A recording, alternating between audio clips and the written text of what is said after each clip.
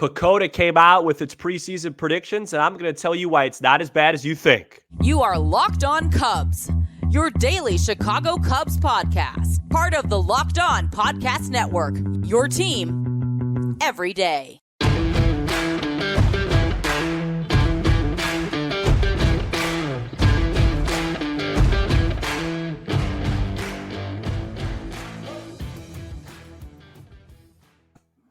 You are Locked On Cubs, part of the Locked On Podcast Network, your team every day, alongside Sam Olber. I'm Matt Cozy. Sam and I are lifelong fans, taking our passion into a discussion with you on all things Cubs. Thank you for being part of the show and making Locked On Cubs your first listen today. And the best way you can help us grow the show is to listen every day, like the video, and comment anything below. Let us know in the comment section. How many games do you think the Cubs will win this season? Today's Wednesday episode is presented by FanDuel. Make every moment more with FanDuel. Right now, new customers get $150 in bonus bets guaranteed when you place a $5 bet. Visit FanDuel.com/lockedon to get started. Baseball Prospectus released their annual projections on Tuesday, and they have the Cubs at 80 wins and 82 losses. PECOTA, as the projection system is known, as Baseball Prospectus's advanced algorithmic system. And boy, does it seem to generate conversation every year around this time. The Cubs' win total of 80 is low, and it is believable. However, we are going to explain why this illustrates a few different things, including lots of room for improvement. Sam, how are you feeling today? Hopefully better than yesterday. And first impressions of the PECOTA projections. I feel all right. Look, I have a couple things before we get into PECOTA. You know how I feel about this stuff. I have Just a bone wait to till pick. I start looking at power rankings later this week. I have a bone to pick with you publicly. Sure. I went back and watched the tape from our show yesterday with Daniel and yourself. And I just want to let the people know the answers to my trivia questions that you gave me. Okay. Number one, I got correct. It was 1988 was one of the answers. Mordecai Three Finger Brown, Right. Frank Chance, Hack Wilson. What was I born in 1890? Cubs history. Oh, no, that was... Even a couple people let me know that they felt like I got gypped. So just wanted to say that publicly. Well, that's great. So. As far as PECOTA goes, go Cubs. Look, I actually think that this is a positive thing for the Cubs, and I know you don't agree. Here's why. The total, yes, 80 wins seems dangerously low. If you dig into some of the projections that they have, they're ridiculous. If they project Shota Imanaga to have a 5.08 ERA. Right. They project Justin Steele to have an ERA over 4. They project the best hitter on the Cubs to be Seiya Suzuki with a 255 batting average and an OPS in the mid-7s. So the way I look at this is it actually is a defender of how high the Cubs floor is, because for whatever reason, PECOTA is giving the absolute worst possible case scenario for many of the Cubs players, and yet they're still at 80 wins.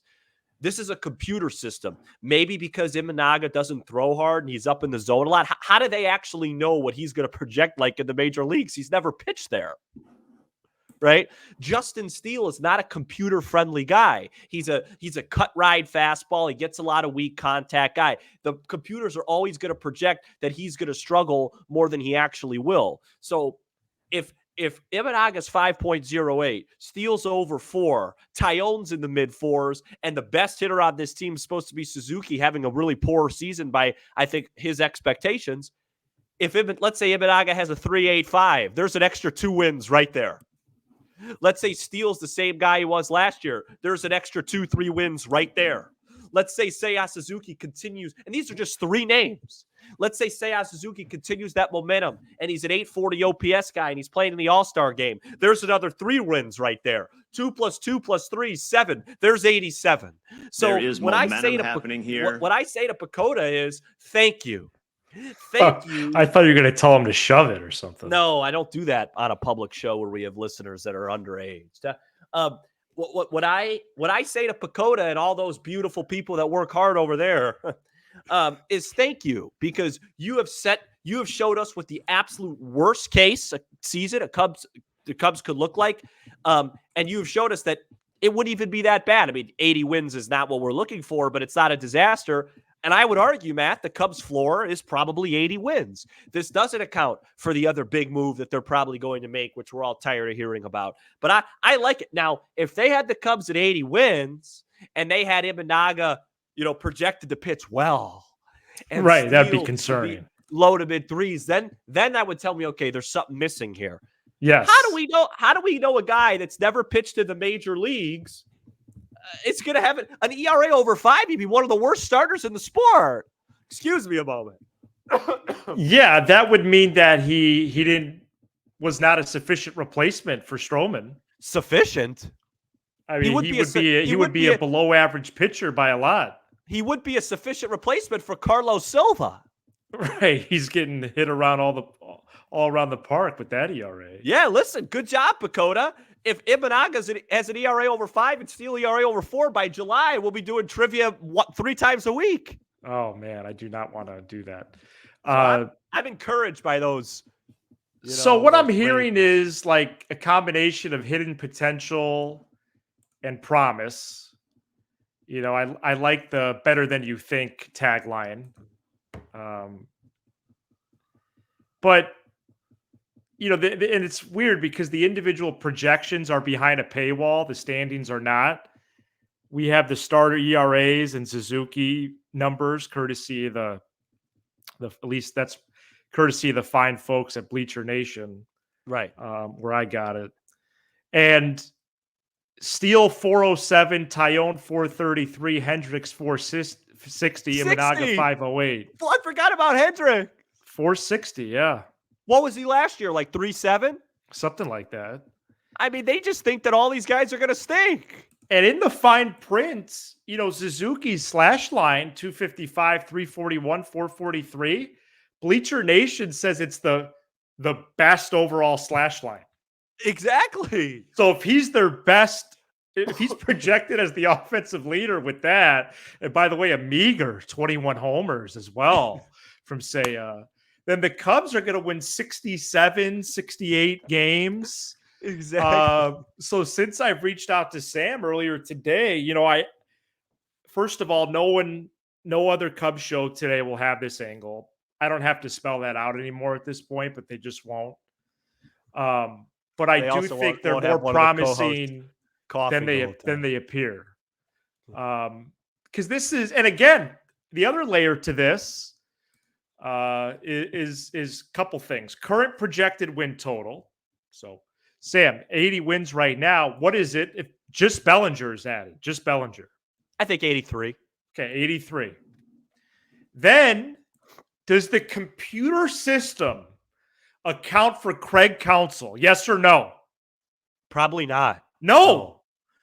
That I am comfortable saying, and this is extremely conservative, that he's worth a handful of wins. Handfuls. Let's just say 4 to be extremely conservative.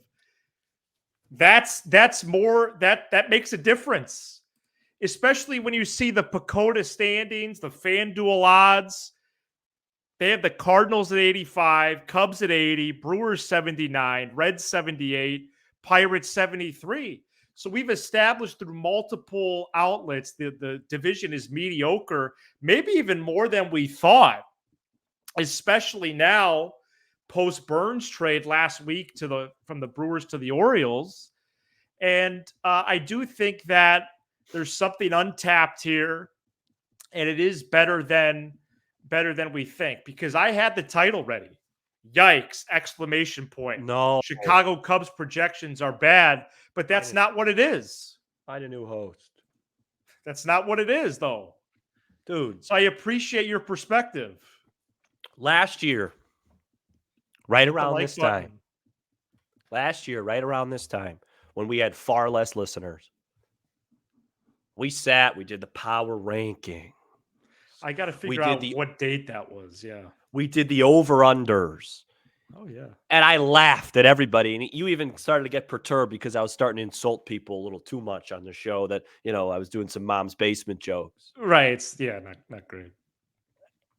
And the team ended up winning 83 games and they should have won 90. Exactly. The Cubs have got to be one of the hardest teams to project. There's so many unknowns that could be negative, could be positive. That part is similar to last year. Does PECOTA, project about the contributions from a Canario, a Cade Horton, a PCA? They don't know what those guys could be. Right. Does PECOTA, project? I don't know why I put them in air quotes. I mean, they exist, but do they project what Suzuki's really going to be and what he had last year, and the fact that Justin Steele, Kyle Hendricks, they're just using metrics, right? Kyle Hendricks is always going to be projected worse than what he is because he doesn't strike anybody out. What metrics are they using on Steele? The 407 is blasphemous. Yeah, because I'll tell you what it is. It's let me pull up his page here. Just filibuster for me for 2 seconds. I know he didn't finish the season well, but yeah, I'll give me a filibuster. The hard and fast stats, in addition to how much he improved, I found that to be. I actually have no idea. I have no idea where they're coming in with Steele. I thought maybe his FIP was worse than what it is. His FIP was phenomenal. So he had no luck last year. I have no idea. And you want to know another thing that I don't. You want to know another thing I like to ask the great people at PECOTA? Baseball. Do they account for? Do they account when they account for Kyle Hendricks just blowing up and having a 4.60 and Imanaga basically being one of the worst stars in baseball? Do they account for our defense? No. Do they account for the contact, the balls being put in play? Yeah, Kyle Hendricks is going to give a base running? Kyle Hendricks is going to give up a boatload of contact. But if he keeps the ball on the ground again, and we have those two guys up the middle, Mr. Swanson and Mr. Horner, he's going to keep his ERA under 4. So I actually forgot about Steele. So they have Tyone at 4.33. I actually think that's probably going to be right around where he's at. That didn't strike me as outlandish. They have Steele at 407, which is a full run higher than what he finished at last year. Crazy. I have Steele. Can I tell you what I have? Yeah, sure. I got Steele at about 339, 340. Okay. I got Hendricks right at 4 projection wise. Maybe so 395, something like that. Yeah. So, and then Imanaga, I think his ERA is going to start with a 3, man. Wow. Yeah, it's going to start with a 3. So, this team might win 97 games then. No. I just think that these projections are blasphemy. Oh, okay. If Seiya Suzuki hits 255, then he could have a great year next year on Kansas City. And if he's our best hitter at 255, then Jed Hoyer's going to be a weekly guest on this show next year. Right. He's going to be looking to do something. So wait, can we just talk about, sometimes I think on this show, we get so carried away with the news. We don't just take a minute to think. I want everybody, if you're listening in the car, well, don't pull over. That seems dangerous. But maybe doing a load of laundry, doing a workout. Yeah, if you're not driving, everyone pause for 1 second. Okay? Pause for 1 second. If Seiya Suzuki is the best hitter on the Cubs, with what was his slash line again? Can you re-pull that up for me? Let me 255, 341, 443. 341 plus 443. If he's the Cubs' best hitter, if the best hitter on the Cubs doesn't have an OPS that starts with the number 8, they're going to win a heck of a lot less than 80 games, folks. Right. It's going to be closer to 70. It loses the credibility of the whole. Who's the second best hitter? What is Hap? Hap had a 790 OPS last year. Does he get injured? Is that in the projections? Right. It's behind a paywall. So. Cody Bellinger had an 881 OPS last year. So, yes, maybe this doesn't account for Bellinger, but it's, with all due respect, it's not something, and you know me, there's nobody that overreacts more to Cubs news than me. There's nobody that sometimes Right. brings a half glass empty perspective to the table more than me. I'm laughing at this. Cheers. Here. Cheers, man. Cheers. Well, I'm going to keep an eye on the other projections. I'm going to keep Don't. an eye on the FanDuel odds, power Don't. rankings, because they're entertainment. Keep an eye on March 28th at about 7:05 Central Time on the ESPN family and networks. That's what you keep an eye on. When the umpire rolls the ball out and they say it's time to play ball and Ian Happ steps in against Nathan Eovaldi, that's when you start keeping track and tabs of that stuff, man. And I'll tell you this. I got a second win. This COVID thing, I'm kicking its rear end, man. I'll tell you this too. I don't care if any of our marquee guys struggle in spring training. We learned that lesson last year. Yeah, I'm not making that mistake again, man. No, I don't think it's necessary. Please? There's some spots to review. Yeah, not on a daily guys. basis, but definitely a frequent basis. Yeah, the fringe guys, the guys that are working. Please don't text me if Suzuki takes a couple called thirds in March 7th, dude. Please. He'll be okay. Coming up next, 3 episodes on Swanson. He started out the year like he was Barry Larkin, man. Coming up next, let's go around the National League with the PECOTA projections. Stay tuned. Let's not. Today's episode is brought to you by FanDuel. This is Super Bowl week, and happy football week to all who celebrate from FanDuel, America's #1 sportsbook. Super Bowl Sunday is all about scoring the best seat on the couch, grabbing your favorite football snacks, and placing some super bets. There's the game, food, commercials, halftime show, and a whole lot more. And it's going to be a great game. 49ers and Chiefs. FanDuel has so many ways for you to end the season with a W or 2 or 3. Not only can you bet on who will win Super Bowl 58, but FanDuel also has bets for which players will score a touchdown, how many points will be scored, and so much more. New customers join today. You'll get $200 in bonus bets if your first bet of $5 or more wins. Just visit FanDuel.com/lockedon to sign up. FanDuel.com/lockedon. FanDuel, the official partner of the Locked On Podcast Network.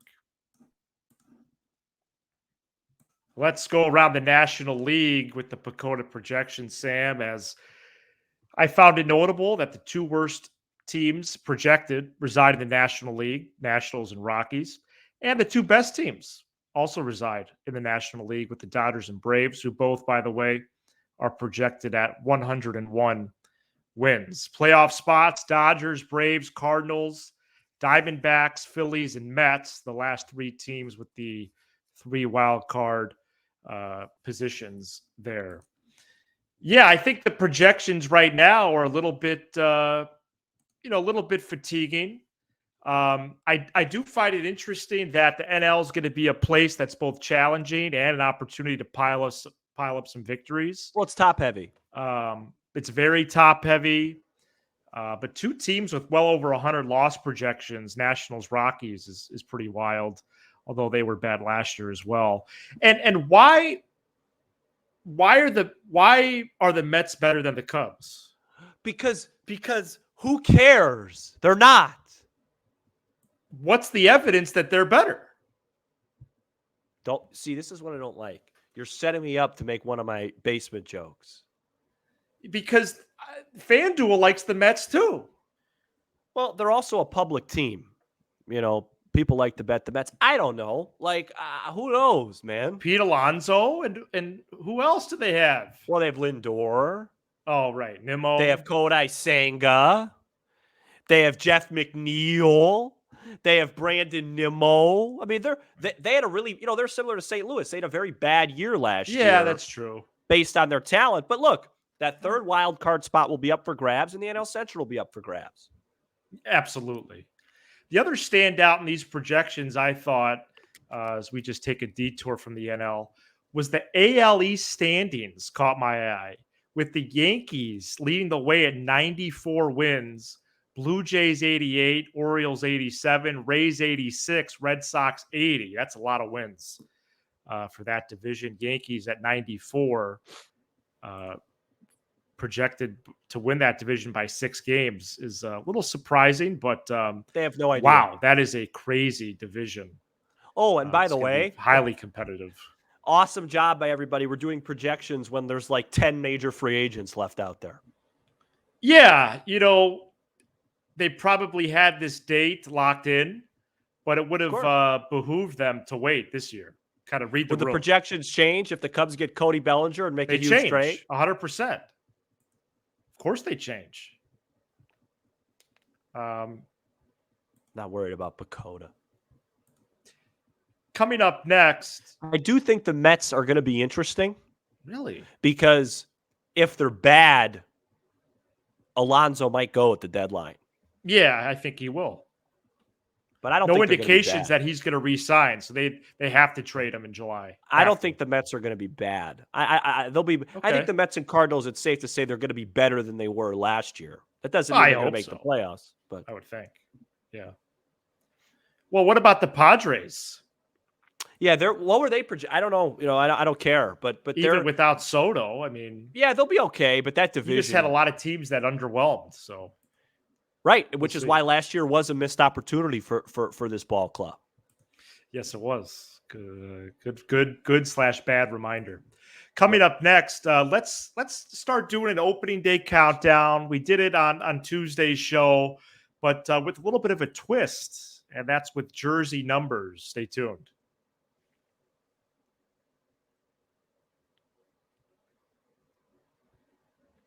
Locked On Sports Today is the first ever national sports 24/7 streaming channel. You can find it on YouTube as the show covers the top sports stories of the day with the local experts of Locked On, plus our national shows covering every league. Search Locked On Sports Today on YouTube and subscribe to the first ever national sports 24/7 streaming channel.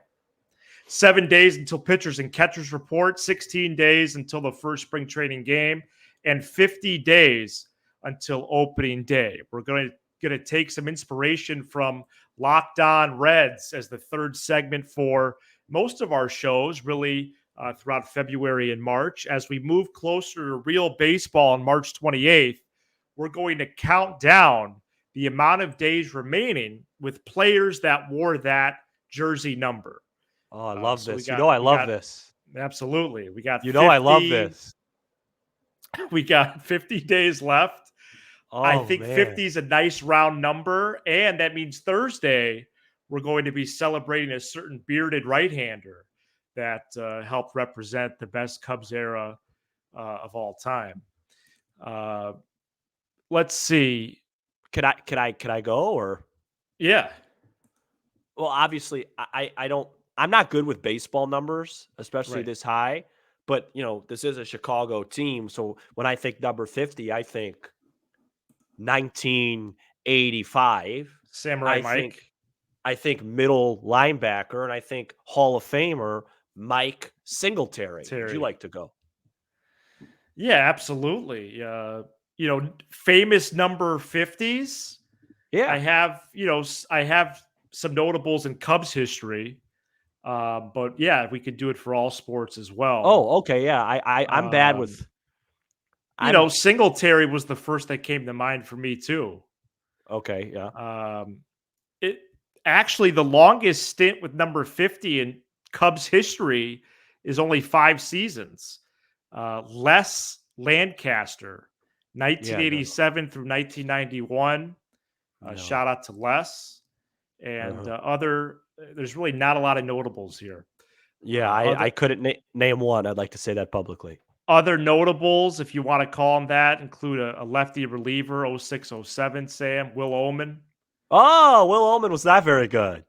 Dan Heron was a trade deadline acquisition in 15. Rowan Wick had that number for 4 years with the Cubs. And right now it's Jamison Tyone. That's 50 days until opening day. Week number 50. Yeah. A great number. We're gonna stick with Singletary. Yeah, exactly. We're gonna stay. Trying to think other Bears 50. I mean, is there any 50, bowls? Any bowls? Oh boy, 50 would be tough in the ball. I think with basketball, It's a obviously higher number, you have man. your Dennis Rodmans, you have your Michael at 45, but mostly you get Right. cut off around in the 30s. That's what I thought.